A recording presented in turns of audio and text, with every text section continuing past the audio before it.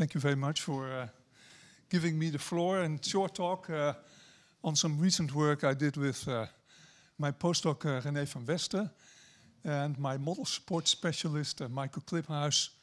They're all funded by the ERC project TAOC. And so to modify that, if we look at the AMOC model hierarchy, to the left we see, the Stommel box model, and then we have, all kind of models that have been used to analyze the AMOC and particularly its tipping behavior. So we go from two-dimensional spatial models, three-dimensional models, then to the EMIX, and then we come into comprehensive Earth system models. And yes?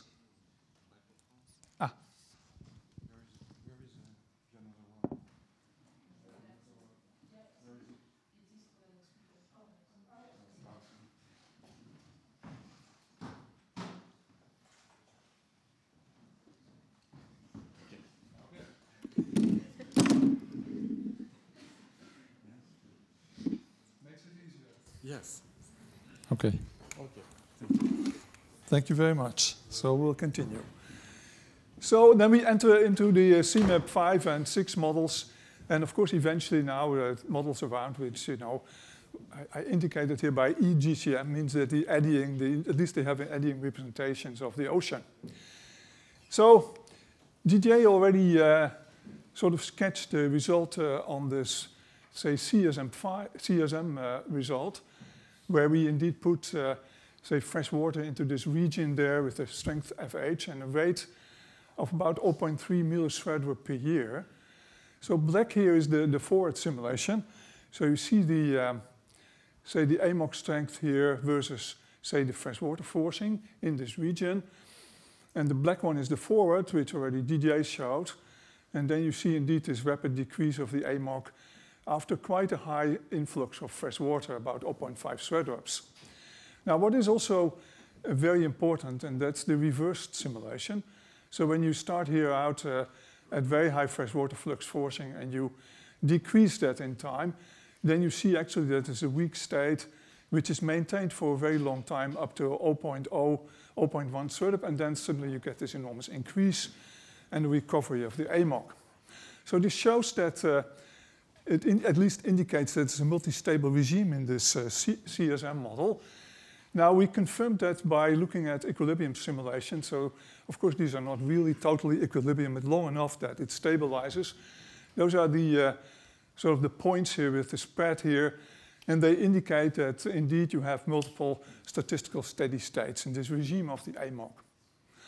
Now the pictures of the AMOC is below here. This is the on state, this is the off state. And you see indeed that there's not a very strong circulation anymore here in the off state. What was also indicated by DJ already is that indeed this, say, FOVS, which is the freshwater transport by the AMOC at the southern boundary of the Atlantic, indeed goes through a minimum just before the AMOC collapse. So now the question comes up, of course, these are all, very limited models in terms of the ocean circulation representation. The AMOC is quite diffusive. The boundary currents are not well represented. And so the question is, as soon as you go to eddying models and take a horizontal resolution of the models of, say, 0.1 degree, where it's strongly eddying, of course not resolved, but strongly eddying, how will the AMOC behave to the same kind of freshwater forcing? Now, there will be a much more realistic representation of boundary currents. You see that directly by contrasting, say, both 1 degree and 0.1 degree resolutions. And there will be, of course, a much better representation of heat and freshwater transport with a more dominant role of the gyre transports in the ocean model. And so we set up a simulation with a global POP model. This is the ocean component of the CSM. I mean, it's a bit a step too far to do it directly in the CSM already. But here you see, again, the sea surface temperature simulations of a global POP model. Left 1 degree resolution, to the right, say, 0.1 degree resolution. And so what we do is we have a long spin-up. We diagnose freshwater flux forcing in equilibrium. Then we put up a anomalous freshwater forcing in the same way as we did with CSM, over the same region, same rate, and just are curious, how the AMOC will behave. Now, this is not a sort of a cheap computation. It takes a bit of time to do that. But the result is this. So you see that the black curve here is the, say, 0.1 degrees resolution model. You see it has a strong multi-decadal variability, where we know where it's coming from. And what you see is eventually it sort of decreases sort of linear with the forcing, and then suddenly you get also a rapid decrease. And we were surprised that, it stabilizes here at a plateau of about 5 Schroeder-ups. Now, there was an earlier plateau also, so we continued it a little longer, but then decided, well, this must be the equilibrium. And so what we did is basically did part of the reversed simulation, starting from the point here. If it would be a weak state, then it would continue to be weak. If it was really a plateau, then it would go up again. And so you see that this also indicates that even in these eddying models, you have actually indications for a multi-stable regime. Now, the comparison here is with the low resolution pop, so that is the 1.0 degree. And you see here that, that it takes a lot higher freshwater forcing to get that to 0 here for the AMOC. And that indeed the high resolution version actually collapses at a lower value of the freshwater flux forcing. What is also interesting is that if you look at the FOVS here, then also for the high resolution model, of course with the observational forcing you have a lot less bias. And so it's here already, it's close to 0, a little negative when you start with the simulation. And so you see it becomes negative very soon. And then eventually also before the collapse, you see that it goes to a minimum. So that's similar to the CSM model. Now these are the patterns of the sort of the on state to the left, right, which is model year 1 to 50. And then you see the off state here, which is model, say, 551 to 600. And you see that indeed there's this weak state here, which still has a few Schroeder-ups here at 1,000-meter depth. And you see that the heat transport, this is the meridional heat transport, you see that it decreases quite a bit. This is from 1.2 Schroeder petawatts up till here 0.3 or 4. So you still have an enormous effect on the heat transport of the Atlantic, even though it's not fully going to 0. Now, to connect to the Baker paper, of course, we were interested in what happened in this upwelling pathways, also in the high-resolution POP. And here you see this is the same diagnostics they use. So here you see the AMOC signal at the top, and then you see the different upwellings. If the AMOC downwells water, right, then it has to come up somewhere.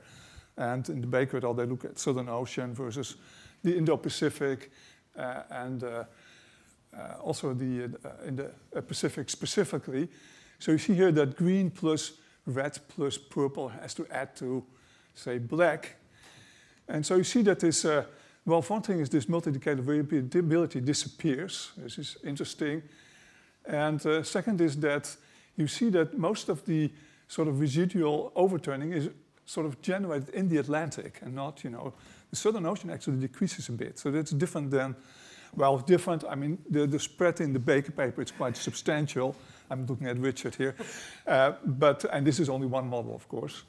But you see that actually it's more like a diffusive connection, which is in the Atlantic itself, which maintains this weak state. Has to be investigated. So looking at the impacts, of course we cannot do impacts on the climate. This is you need to do it in a coupled model. But of course you can look at sea surface temperature, dynamic sea level, maximum mixed wave depth. Well, these are fairly similar to what we see in CSM, this pre-industrial configuration. Of course, you get more detail. This is interesting, particularly in the sea level. You see that you get detailed, say, patterns of sea level, which you don't see in the low resolution model. So this is interesting, being analyzed at the moment. You see also the signal in the mixed layer depth. What is interesting, which I don't show you, is the response of the barotropic stream function, which is in the paper, but it shows you that there are particular areas, particularly in what is called the Zapiola Rise, which is near Argentina. You have a very strong barotropic circulation driven by eddies for about more than 100 swirl-ups. It completely collapses when the AMOC collapses. So this is an interesting feature which is also being further analyzed. So to conclude, of course, this is all limited, pre-industrial, very idealized freshwater forcing, and only one model. But it definitely shows that, contrary to what people have, claimed in the past, that if you include eddies, ocean eddies, at least at the 0.1 degree resolution, that the AMOC can still weaken substantially due to freshwater forcing. This is clear from this model. And also that the overturning transport at 35 South, that it still, behaves and going through a minimum. And well, we don't have time to, talk about FOVS in detail, but there's some confusion on that. Maybe to state that very clearly, FOVS is an equilibrium concept. So you can clearly connect the FOVS, and Theo has shown that, to, say, the AMOC strength, and particularly to the salt advection feedback strength, only in equilibrium, in quasi-equilibrium. If you add a forcing and it rapidly changes, then FOV, might not be a particularly good indicator for salt advection feedback or for AMOC stability. So it is an equilibrium concept. This is very important. And here, of course, because we are close to equilibrium, and we do that very slowly, you saw also in the CSM reactor close to equilibrium, that, this works pretty well here. Okay, well, I'm doing pretty well on time, so thank you very much. Perfect. Thank you very much, Henk. You can keep it perhaps for the discussion. Keep it on for the discussion later. You can mute yourself if you want to.